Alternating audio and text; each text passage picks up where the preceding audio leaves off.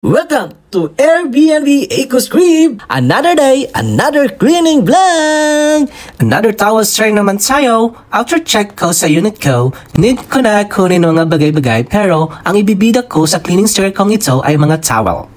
Inuuna ko talaga sa pagkuha ang mga towel. Titingnan ko pa kasi if may mancha ba or wala para ma-inform ko yung mga guest na need ko i-deduct sa security deposit nila kasi if ever may mancha doon sa towel, doon ko na kukunin yung charge fee. Mahirap kasi tanggalin yung mga mancha kaya need ko mag-charge sa kanila. Need kasi i-deep clean yung isang towel na may mancha kaya take time. Pero dito sa towel share na to, may isang towel na hindi nagamit. Pero wait, hindi ko yan ipagamit sa mga new guest ko ha. Kahit hindi ginalaw or ginamit ng previous guest, baka kasi may nilagay sila or pinahid ba nila kahit saan or nahawakan ng mga maduming kamay nila. Para safe tayo, isasama ko yung mga towel na hindi ginalaw dun sa labahan para kampante ako na hindi magreklamo yung mga coming guest ko. Hanggang dito na lang, laba time!